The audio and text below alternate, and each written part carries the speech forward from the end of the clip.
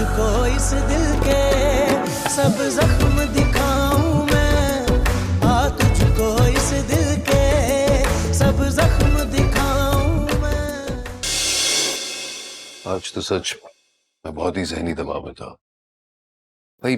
आपा भी ऐसी हैं वो तो बात समझ में आई, लेकिन मैं कभी तसव्वुर भी नहीं कर सकता था कि नवाज साहब ऐसी जिद करेंगे। बड़े ऐसे ही होते हैं, कभी कभी बच्चों की तरह जिद करते हैं। कभी देखा है ना, बच्चे जिद में बड़ों को यहाँ तक ले आते हैं कि वो अपने बाल नोचने लगते हैं। बाय द वे, मैं भी जिद्दी तबीयत की हूँ। किसी चीज का ठान लूं, उसे करके छोड़ती हूँ। अच्छा, वैसे आप ऐसी लगती नहीं हैं। तो फिर मैं कैसी लगती हूँ? टू बी ऑनेस्ट मैंने कभी सोचा ही नहीं। तो फिर सोचिए ना। नहीं, वो घर के मसाइल के अलावा ऐसी बहुत सारी चीजें हैं जिन्हें हमा वक्त मेरी फुर्सत का इंतजार रहता है। कभी कभी मुझे ऐसे लगता है कि मैं तुम्हारे साथ किसी उर्दू की क्लास में बैठी हूँ। जी जी, वो शेर शायरी मुझे बड़ी पसंद थी, बल्कि है, लेकिन पढ़ने का वक्त ही नहीं मिलता। फिर तो जनाब का मिजाज बड़ा आशिकाना होगा। इससे पहले मुझे इश्क का जुकाम होता, मेरी शादी हो गई। फिर तो बहुत अफसोस की बात है। बहुत। हंसते हुए बहुत अच्छे लगते हैं आप। अगर आपका खाना हो गया तो चले?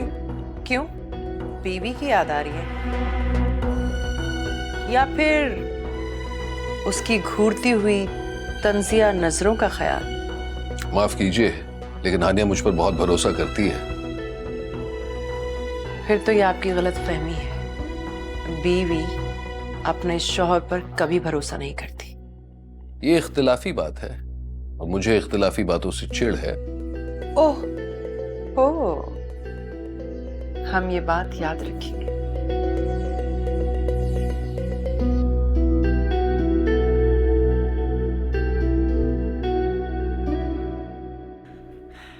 तुम्हें ये सब कुछ बताने का मकसद यही है कि कल को अगर तुम्हें कहीं और से ये बात पता चले तो तुम्हें फिर दुख या तकलीफ ना हो।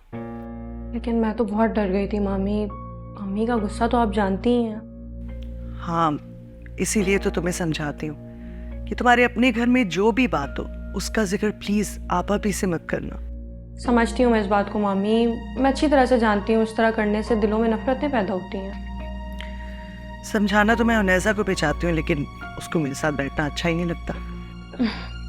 उसकी मिजाज से तो आप वाकिफ ही हैं। देखो जरा, उसको उसके मुताबिक ही घर मिला है जहाँ उसे कुछ करना ही नहीं पड़ेगा। अरे हाँ, अमेरिका में तो वो और राहिल बिल्कुल अकेले रहेंगे। हाँ, है कहाँ, सो रही है अभी तक? नहीं, असल में शॉपिंग पे जा रही है राहिल के साथ। बस वो आने वाले हैं उसे लेने। वो अच्छी बात है, चलो और भी अंडरस्टैंडिंग बढ़ेगी उनकी। इसीलिए तो अम्मी ने भी इजाजत दे दी है। अच्छी बात है।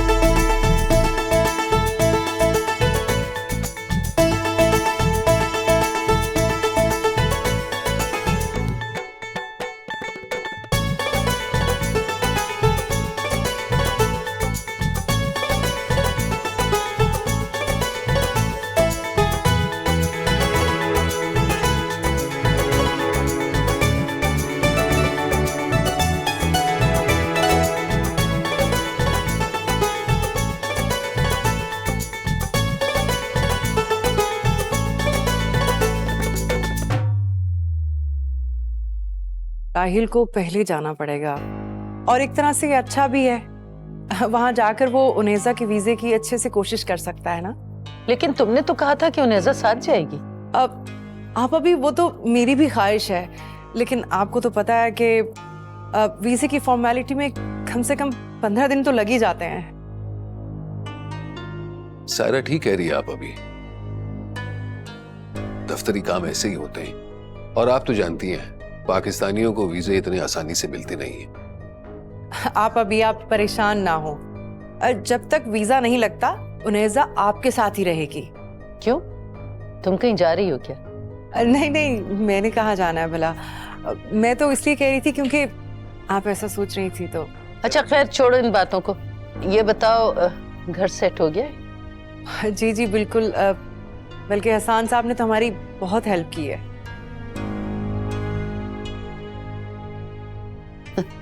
ये तो सभी की मदद करते हैं, दोस्तों के दोस्त।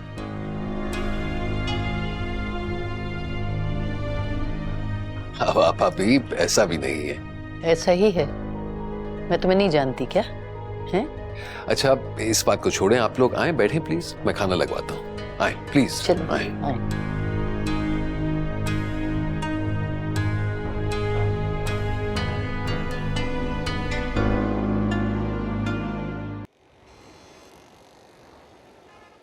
जल्दबाजी तो उन्होंने ऐसे डाली भी थी जैसे बारात की रात को ही उनेजा का पासपोर्ट बन जाएगा और अगले दिन वो चले जाएंगे। अजीब बहमकाना मंतक है तुम्हारी।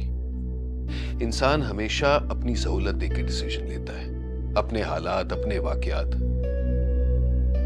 कभी कभी काम जल्दी होता है और कभी नहीं, तो इसमें इतना हंगामा खड़ा करने की क्या जरूरत है?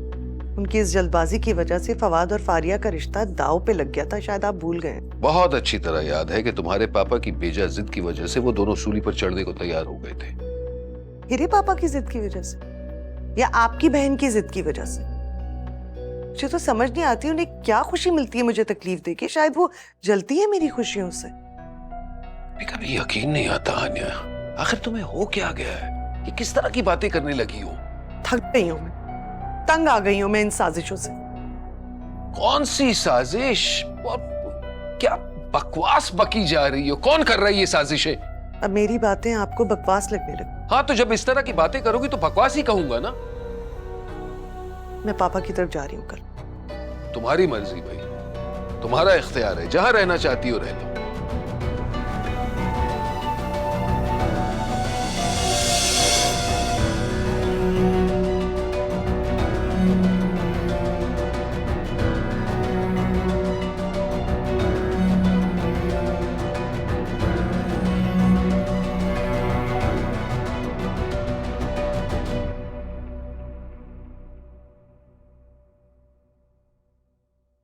सही, तुम समझते क्यों नहीं हो? टाइम कितना रह गया है? अरे आप तो और परेशान कर देते ना, सब कुछ हो जाएगा। मम्मा इसके साथ के खुस्से कहाँ रखे हैं? बेटा वहीं अलमारी में रखे होंगे ना, वो हम मुझे याद है हानिया ने रखे हैं, उससे क्यों नहीं पूछ लेते? ओके। सुनो सुनो सुनो, एक मिनट। ये शेरवानी तुम निकाह में पहनो? हाँ, इसके ससुराल की तरफ से आई है। हसन इसे बाजार लेके गया था और फवाद की पसंद से ही सिलवाया उन्होंने। कोई जरूरत नहीं है इसको पहनने की। तुम बाजार जाओ और कोई अच्छा सा सूट खरीद कर लाओ। क्या सूट? लेकिन शादी में तो शेरवानी पहनते ना, और सूट तो वैसे ही इसका वलीमे के लिए बना हुआ है। यार मुझे ये शेरवानी पसंद नहीं है। लेकिन नवाज बुरी बात है, इसकी ससुराल की तरफ से आया हुआ है। तो ससुराल की तरफ से आए तो उनको सोच समझ कर सेलेक्ट करना चाहिए था ना। क्या बात करें आप नवाज, अगर हम फारिया को कोई जोड़ा दें और वो अपनी मर्जी से शलवार कमीज पहन ले तो क्या अच्छा लगेगा आपको? पहने, मुझे कोई एतराज नहीं है, लेकिन मैं अपने बेटे को ये शेरवानी नहीं पहनने दूंगा। क्या बात करें आप, इतना खूबसूरत गोल्डन कलर तो है और बाकी सारी चीजें भी मैचिंग की हैं। अरे ये कोई लड़की है जो गोल्डन ड्रेस पहनेगा? पापा हसन भाई को बुरा लग जाएगा। अरे उनको मेरा बता देना। तुम चलो बाजार, आते आते दोपहर हो जाएगी। चलो आप। नवाज बात सुने, अच्छा नहीं लगता। चलो नवाज यार, चलो देर हो रही है, प्लीज चलो यार। पता नहीं क्या हो गया इन्हें, इतने सारे काम पड़े और एक नया काम शुरू कर दिया इन्होंने। मुझे एक बात बताएं, मैंने आपको शेरवानी का कलर क्या कहा था? गोल्डन ना, तो कलर चेंज कैसे हुआ? और किसके कहने पे आपने किया? ठीक है, मैं आपसे बाद में बात करती हूँ। वो फवाद का जूता, उसका कुल्ला मेरे पास है। ये क्या कलर चेंज की बात कर रही हैं आप? हानिया, गजब हो गया। तुम्हारे पापा ने शेरवानी का कलर चेंज करवा दिया। लेकिन वो तो आबा भी का फेवरेट कलर था और फारिया ने खास ताकीद की थी कि गोल्डन कलर होना चाहिए। तुम्हारे पापा को इन बातों से क्या वास्ता? उन्हें तो सिर्फ अपनी बात मनवानी होती है। अभी भी देखो ना, जबरदस्ती फवाद को लेके चले गए। लेकिन अम्मी, ये तो शादी से पहले ही झगड़ा होने वाली बात है। आप पापा को समझाइए, ये नहीं हो सकता। कैसी बातें कर रही हो तुम? जानती नहीं हो कि अपने पापा को? उनकी बात पत्थर पर लकीर साबित होती है। जो वो कहते हैं मनवा के रहते हैं। और अगर अभी कोई उनसे जबरदस्ती की ना तो जिद लेके बैठ जाएंगे, कहेंगे मैं चलूंगा ही नहीं। फिर उन्हें कौन मनाएगा? लेकिन अम्मी, आप खुद सोचें, ये बहुत बड़ी बात है। मैं ऐसे मौके पे कैसे ये बोल सकती हूँ? कुछ भी शालिया, तुम्हें आपा भी को संभालना होगा। वो तो हर बात में हंगामा खड़ा कर देती है। लेकिन अम्मी, वो गलत तो नहीं कहेंगी ना? अगर इस बात पे हंगामा करेंगी तो पापा को एंड टाइम पे सब करने की क्या जरूरत थी? अब मैं क्या बोलूं उनको? कुछ भी हो, तुम्हें इन हालात को संभालना होगा। आखिर को तुम्हारा ससुराल है ना। और चलो चलो, तैयार हो, देर हो रही है, चलो। अम्मी, क्या तैयार हूँ? हमने मुझे इतनी टेंशन डाल दी है। मैं तैयार हूँ। अल्लाह, नवाज को कौन समझाए? शादी वाले घर में हंगामे खड़े करे।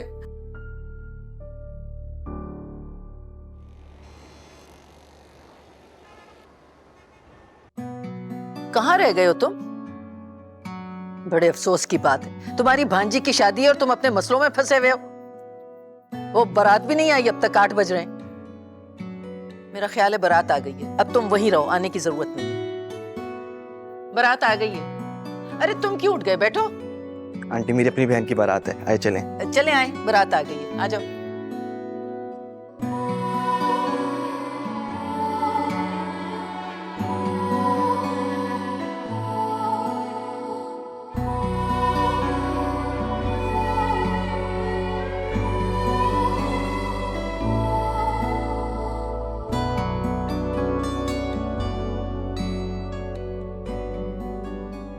और भी सर, निकाह शुरू करें।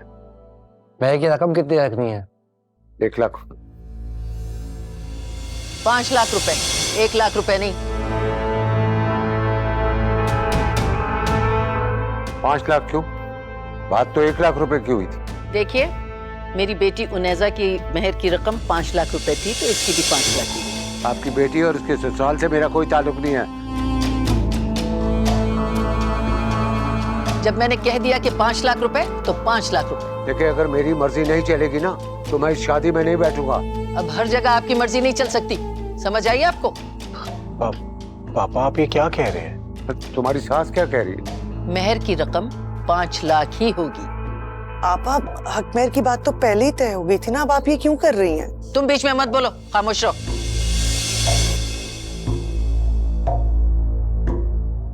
ये क्यों बात ना करे? मेरी बेटी है, फवाद की बहन है। आसान से शादी हो जाने का मतलब नहीं है कि इसका ताल्लुक मेरे घर से खत्म हो गया। देखिए, ये औरतों के तय करने के मामलात नहीं है, इन्हें तय करने दे। और जरा धीमी आवाज में बात करें। क्या तमाशा लगाया हुआ है?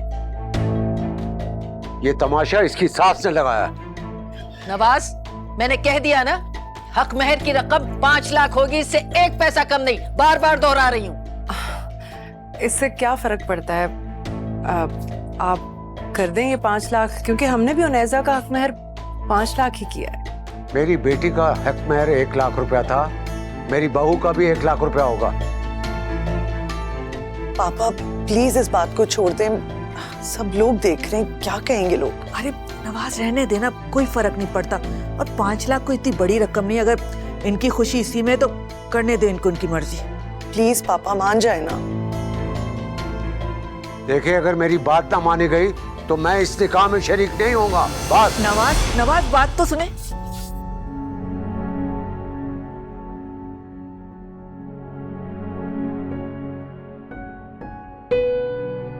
चलो फवाद, तुम बैठो। मौलवी साहब, आप निकाह शुरू करें।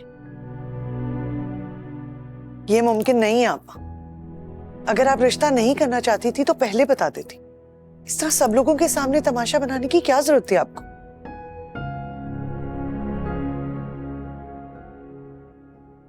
मामा, मैं पापा को नाराज करके निकाह नहीं करूंगा।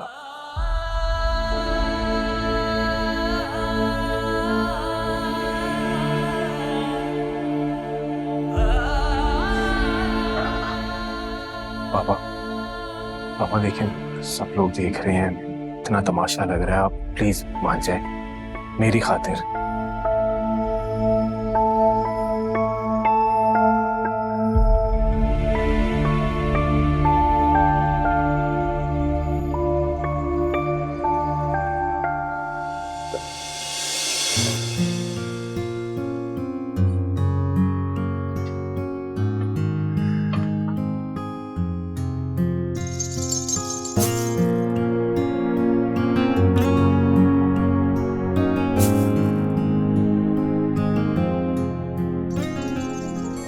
फवाद व नवाज आपको फारिया बिन्ते सलमान से 5 लाख रुपए हक महर, ये निकाह कबूल है? जी कबूल है।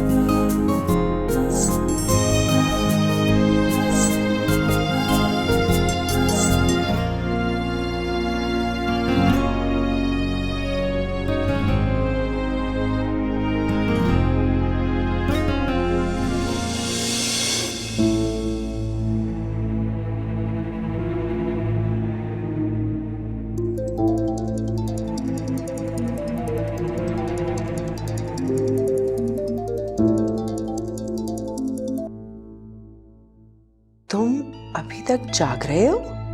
हाँ, वो दरअसल हानिया और बच्चे ससुराल गए हैं ना, इसलिए नींद नहीं आ रही। अगर तुम्हें डर लग रहा है तो मैं आ जाऊं? नहीं भाई, ये तो और भी खतरे वाली बात होगी। रात को मुझे चाय पीने की आदत है ना, और हानिया की गैर मौजूदगी की वजह से आज मैंने चाय पी नहीं है। तो इसमें क्या मुश्किल है, उठो और जाके चाय बना लो अपने लिए। हाँ, लेकिन हानिया ने मुझे कभी घर का काम करने ही नहीं दिया, तो आदत नहीं रही ना। जी हाँ, कुछ औरतों को आदत होती है मर्दों पर हुकूमत करने की। नहीं, हानिया ऐसी बिल्कुल नहीं है, वो तो बहुत ही खिदमतगुजार है। अच्छा, तो इस वक्त यहाँ क्यों नहीं है तुम्हारी चाय बनाने के लिए? इस वक्त कौन आ गया? अच्छा, मैं तुम्हें बस 5 मिनट बाद कॉल करता हूँ।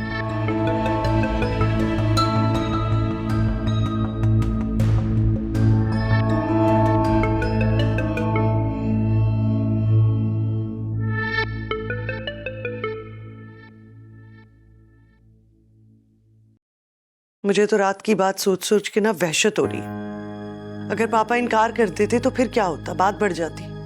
तो तुमने अपने पापा से पूछा नहीं कि उन्होंने ऐसा क्यों किया? नहीं, मुझे रात से अभी तक मौका नहीं मिला उनसे बात करने का। वैसे भी हसन, आपा ने गलत किया है, पापा की कोई गलती नहीं है। हाँ, लेकिन वो भी तो शादी नहीं अटेंड करना चाहते थे, स्टेज से वो उतर गए। यकीनन तकरीब खराब करने की कोशिश कर रहे थे और कहीं हद तक कामयाब भी हुए। अच्छा, और निकाह से किसने इनकार किया? और मेहर की रकम 1 लाख से अचानक 5 लाख किसने की? ओहो हानिया, अब हम कोई ताश के पत्ते थोड़ी ना खेल रहे हैं कि जवाब में भारी पत्ता फेंकना जरूरी हो। और अगर कोई एक इंसान नादानी कर लेता है यार, तो उसका जवाब दरगुजर है या फिर उससे बड़ी नादानी? आखिर बुढ़े ने दिखा दी ना अपनी औकात, साबित कर दिया कि इन लोगों के खानदान को शराफत छू के नहीं गुजरी। आप अभी आप क्या कह रही हैं? हुआ क्या? फारिया की सास का फोन आया था, कह रही थी कि वलीमा कैंसिल। क्या?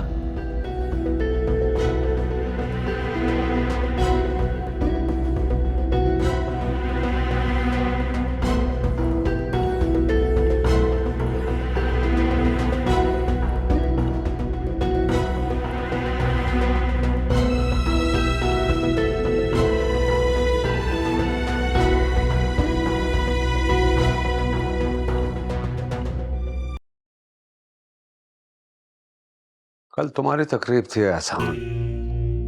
तुम्हारी जगह, तुम्हारे लोग, तुम्हारे कवानीन, जिसका फायदा उठाकर तुम लोगों ने हमको जलील किया। आज मेरी तकरीब है और होना तो ये चाहिए कि इस भरी महफिल में छोटा सा इशू उठाकर मैं तुम्हारे साथ भी वही सलूक करूं। मुझे तो यकीन नहीं आ रहा, क्या ये वही शख्स है जिन्हें मैं बरसों से जानता हूं? तुम वाकई मुझे नहीं जानते आसान। पापा, अगर उन्होंने कुछ गलत कर दिया है तो इसकी सजा मुझे क्यों दे रहे हैं? तुम्हें कोई सजा नहीं दे रहा हानिया। मैं तो महनाज को उसकी औकात याद दिला रहा हूं। माजरत से पापा, लेकिन आप मेरी आपा के बारे में बात कर रहे हैं। मेरी आपा भी, जो मेरी मां की जगह है, और अगर बात उनकी औकात तक पहुंच गई ना, तो बात यहीं खत्म नहीं होगी।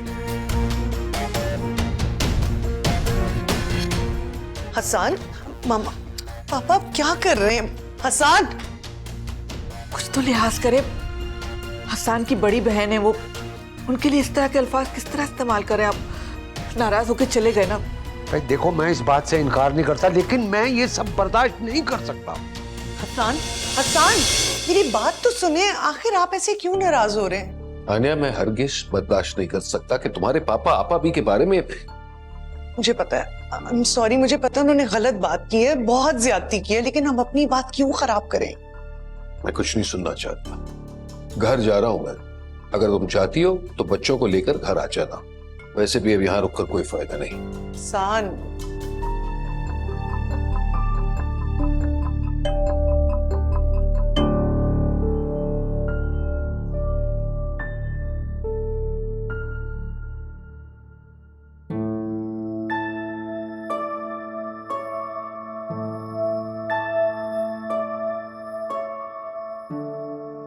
अगर अम्मी यहाँ आई तो बहुत ज़्यादा फसाद होगा फवाद। उन्हें किसी भी तरीके से यहाँ आने से रोकना होगा।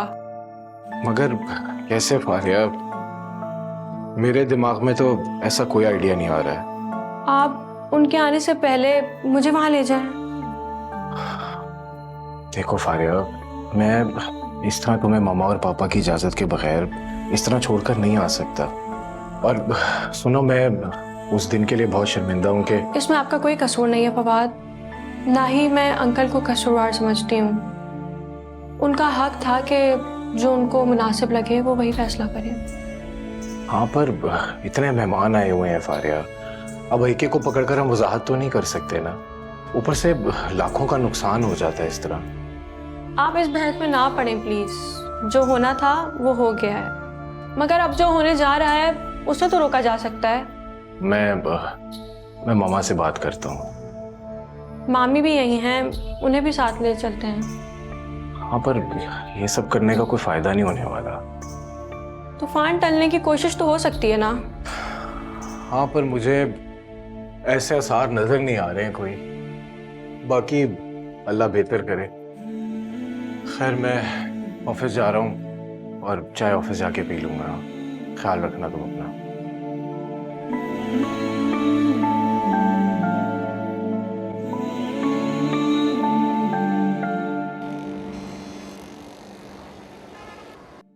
ये कोई अच्छी बात है हसन? परेशानी चाहे जो भी हो, खाने पीने से क्या लड़ाई है?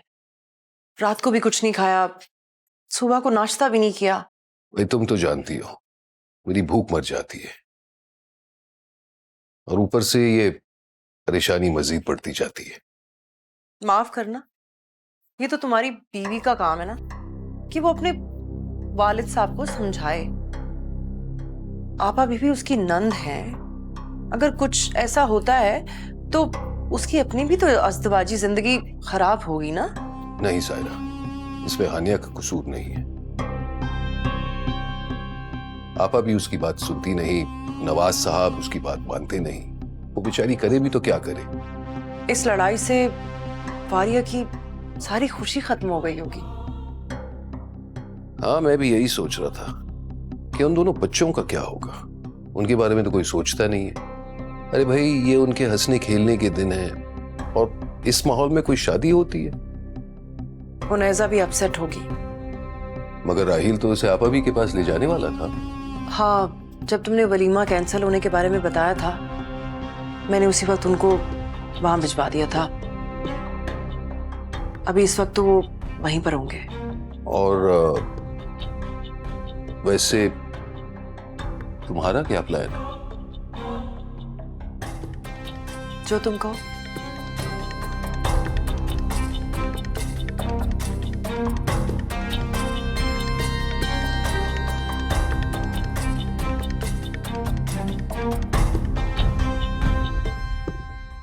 मैं तो अम्मी आपसे पहले ही कह रही थी, ये वट्टे सट्टे की शादियां आगे जाके ना अजाब बन जाती हैं। अभी तो शादी को 24 घंटे भी नहीं हुए हैं। देख लिया आपने?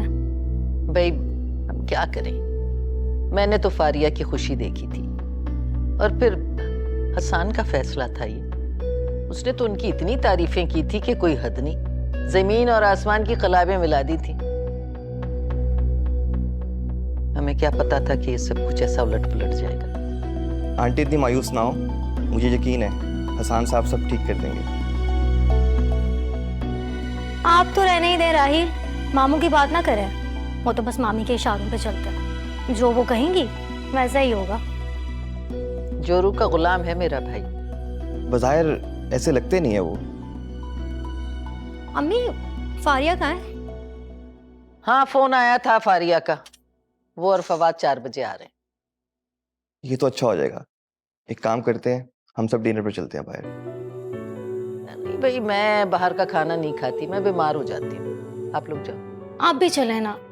आप नहीं जाएंगे तो मैं भी नहीं जाऊंगी। भाई क्या जिद है ये? तुम लोग जाओ। अरे भाई सब जाएंगे, मैं आप ही को कॉल करता हूँ।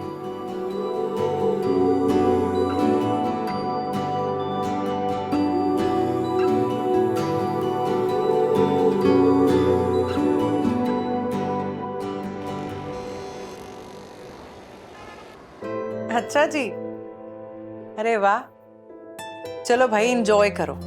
ये बताओ उनैजा कैसी है? और तुमने स्टेट एजेंट से बात की? अरे अच्छा भला तो घर का सौदा हो गया था, फिर क्या हुआ? सुनो, अगर पैसे वैसे चाहिए तो बता दो। अरे ये भी लोन का हिस्सा होगा, एक एक पैसा वापस लूंगी सूद के साथ। अच्छा, खुश रहो, बाय। अच्छा, तो आप सूद पर भी पैसे देती हैं? सिर्फ उन्हें जो मेरे दिल में रहते हैं। आई सी। इसका मतलब है इस नाचीज को लोन तो कभी नहीं मिल सकता। तुम मांग कर तो देखो। माजरत से, लेकिन हमें मांगने की आदत नहीं है। अच्छा, अगर कोई खुद कुछ तुम्हें देना चाहे तो? डिपेंड करता है। मेरा मतलब है पहले तो ये पता चले कि कौन देना चाहता है और जो देना चाहता है वो क्या देना चाहता है। हसन, तुम ये बराह रास्त बात क्यों नहीं करते? डरते क्यों? अरे भाई, करता हूं, क्यों नहीं करता। इनफैक्ट मैं तो ये भी तुमसे कहना चाहता हूं कि आपा भी ने बुलाया मुझे। वो खुद भी फोन कर सकती थी, लेकिन तुमसे कहलवाया, कोई खास बात है? ऑनेस्टली वो तो मैंने पूछा ही नहीं। चलो ठीक है, शाम को चक्कर लगाती हूँ घर पे।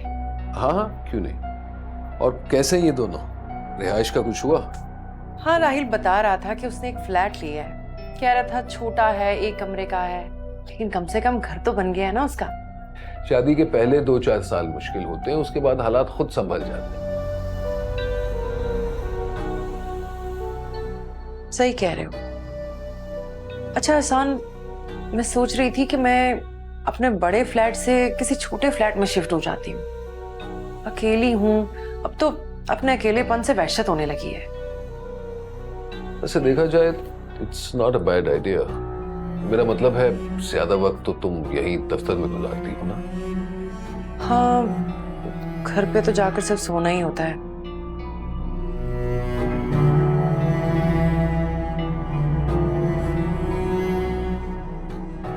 कॉफी पियोगे?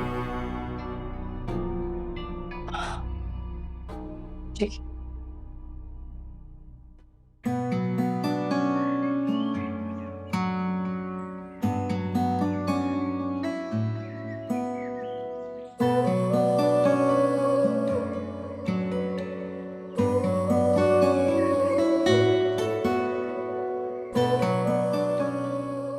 ये लो तुम्हारी गर्मा गर्म कॉफी।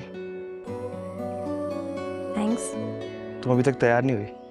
मेरा दिल नहीं चाह रहा बाहर जाने को। Are you okay? हाँ, सुने कि हम कराची वापस जा सकते हैं। मुझे यहाँ ज़्यादा मज़ा नहीं आ रहा। अरे अरे, मतलब नई मिली दुल्हन को अपने हनीमून पे यहाँ मजा नहीं आ रहा, ये क्या बात हुई? मैं ना बहुत जल्द उकता जाती हूँ रूटीन से। एक काम करो, तुम मामा या फारी को कॉल कर लो, तुम्हारा मूड अच्छा हो जाएगा। कर लूँ क्या मम्मा को कॉल? ओके, आती हूँ।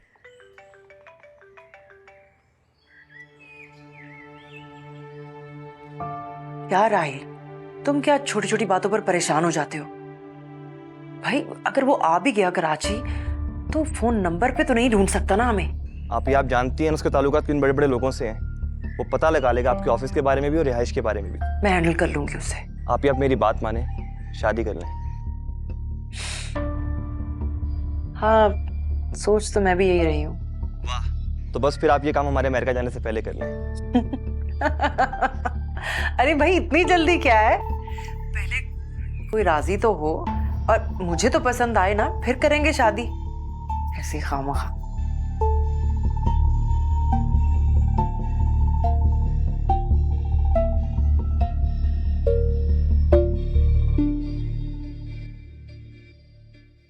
ये लो फारिया, फवाद को समझाओ कब तक वो अपने बाप के बिजनेस में मैनेजर बन के गुजारा करता रहेगा। ऐसी कोई बात नहीं है अम्मी, बिजनेस भले ही अंकल का हो मगर आखिर वो हैं तो फवाद के फादर ना, तो इस तरह से तो बिजनेस फवाद का हुआ। कैसी बातें कर रही, फवाद की अभी कोई कानूनी हैसियत है नहीं। कल को तुम्हारे ससुर तुम्हें फवाद को घर से बिजनेस से अलहदा कर दें और निकाल दें, क्या करोगे तुम लोग? आखिर अम्मी अंकल ऐसा क्यों करेंगे? हाय हाय, वो आदमी कुछ भी कर सकता है, जानती नहीं हो? भूल गई हो क्या शादी में कैसा झगड़ा किया था? वलीमा मुलतवी कर दिया। कितनी जिल्लत मुझे उठानी पड़ी थी अपने लोगों के सामने। भाई मैं तो कहती हूँ खुदा लग। मेरी प्यारी अम्मी जान, बाद में वलीमा हो तो गया था ना। तो क्या फायदा हुआ बाद में होने का? बातें तो मैंने सुन ली थी ना सबकी। फवाद से कहो कुछ सोचे। अम्मी मैं उनसे ऐसी बात कैसे कर सकती हूँ, आप मुझे बताएं। अच्छा तो भैया उल्टा सीधा हो गया ना बाद में, तो फिर पछताओगी। अम्मी इंशाल्लाह ऐसा कुछ नहीं होगा, आप इन बातों को छोड़े ना। आप मुझे ये बताएं कि आपकी नीदा से बात हुई, कैसी है वो? बहुत खुश है माशाल्लाह, रोज फोन करती है मुझे, एक बात बताती है। लो ना ये लो, और आप भी खाएं।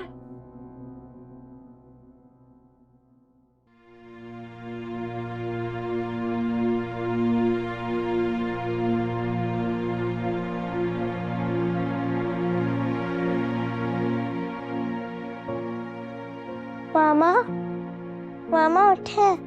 मामा क्या हुआ है माँ? मामा 7 बज गए। क्या क्या? वही 7 बज के, मेरा अलार्म भी नहीं बजा। बाबा कहाँ है? बाबा शायद वॉशरूम में होंगे। चलो चलो, बहुत देर हो गई, उठो उठो उठो।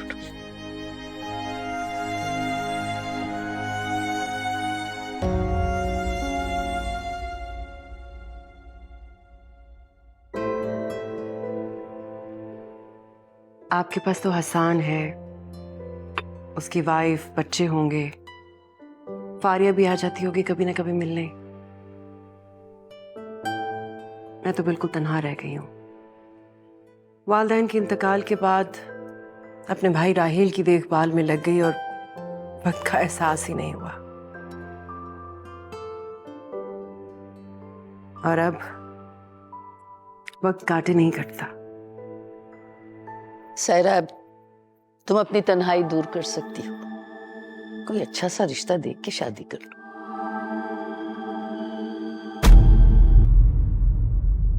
तुझको इस दिल के सब जख्म दिखा